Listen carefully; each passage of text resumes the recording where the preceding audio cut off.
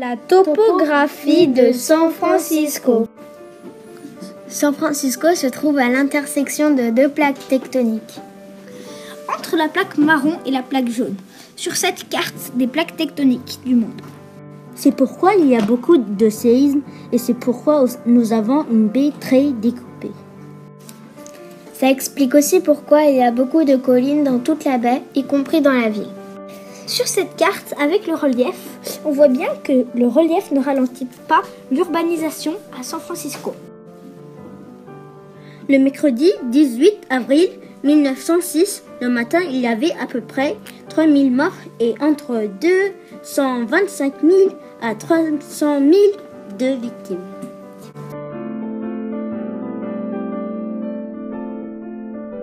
Il y a 100 ans, les États-Unis étaient frappés par une catastrophe naturelle qui marqua leur histoire. Le 18 avril 1906, à l'aube, un puissant séisme dévaste la ville de San Francisco. L'effondrement des bâtiments déclenche de nombreux feux et plus de 3000 victimes sont à déplorer. Sur cette carte, le rouge représente la partie incendiée après le séisme. Le 17 octobre 1989, il y a eu 63 morts, 3700 blessés et des milliers de sans-abri. La fin! Les déplacements.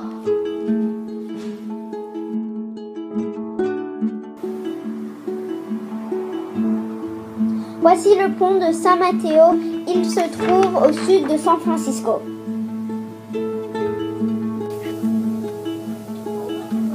C'est le plus long pont de la baie et l'un des plus longs du monde. Il mesure 11,265 km.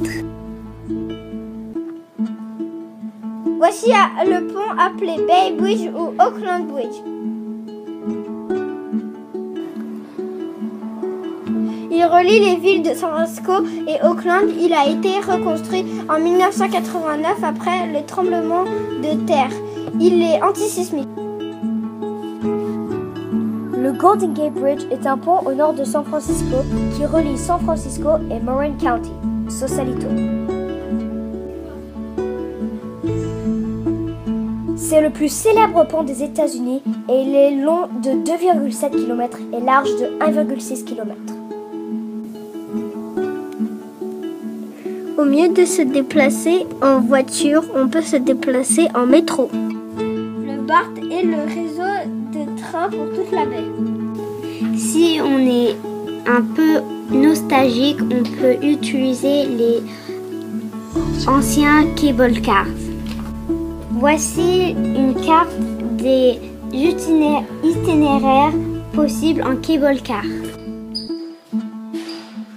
Le Muni est un train hybride qui a commencé le 18 février 1980. Le Muni va dans plein d'endroits à travers San Francisco et sa vitesse maximale est 56 km/h. Fin! Les littoraux de San Francisco. Voici le littoral de la Californie. Il mesure 1300 km. Du nord au sud. Un littoral sablonneux californien. Les littoraux sablonneux sont parfois des dunes ou des plages. Elles touchent l'océan. San Francisco a des très grandes plages. Ocean Beach, par exemple. Un littoral à falaises californien. À San Francisco, il y a quelques falaises, à Ocean Beach par exemple. Les littoraux à falaises sont des parois rocheuses qui tombent presque droit dans l'eau. Un littoral rocheux californien. Il y a aussi des littoraux rocheux à San Francisco. Les littoraux rocheux sont découpés et bordés de rochers. La fin! Le campus Dade-Ashbury. Notre campus se situe dans le célèbre quartier Dade-Ashbury. Ce quartier est très célèbre pour avoir accueilli, en 1967, The Summer of Love, un énorme mouvement pacifique pour lequel des milliers de jeunes sont venus de toute la planète. La géographie du campus.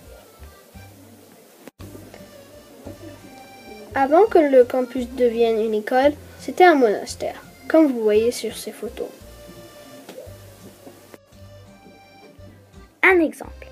La petite bibliothèque, notre marmothèque, était une chapelle. Ainsi, la cour des petits était un cloître et un jardin.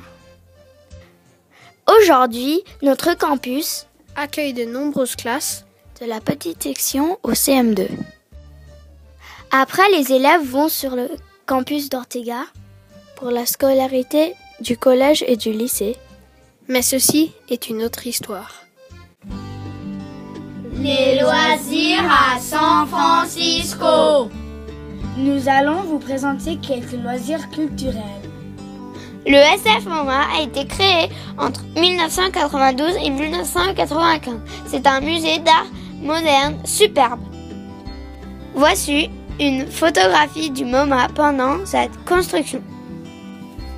L'Académie des sciences a été créée en 1853 comme une société savante. Elle existe toujours.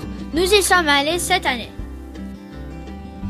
Voici sa construction au cœur de Golden Gate Park.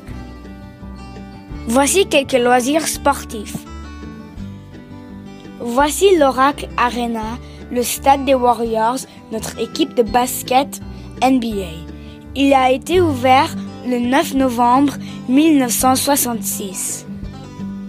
Voici le Kezar Stadium. Il a été créé en 1924.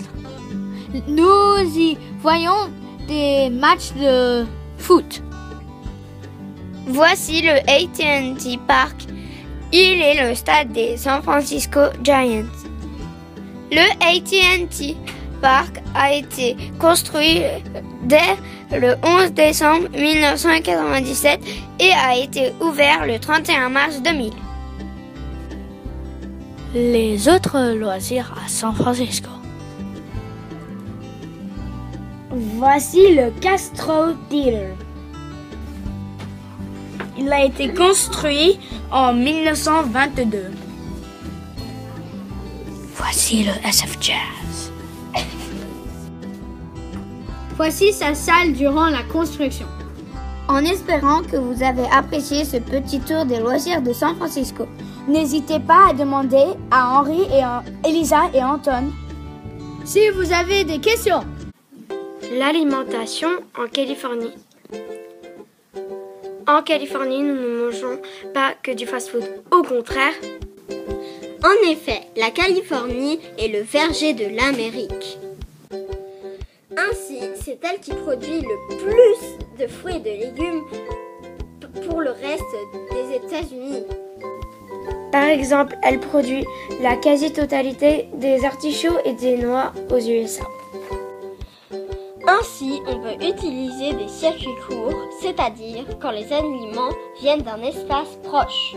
On peut aussi utiliser des circuits longs, mais ça n'est pas très bien car ça vient de loin, ça peut venir de l'Europe. Ou bien de l'Amérique du Nord ou du Sud. The end.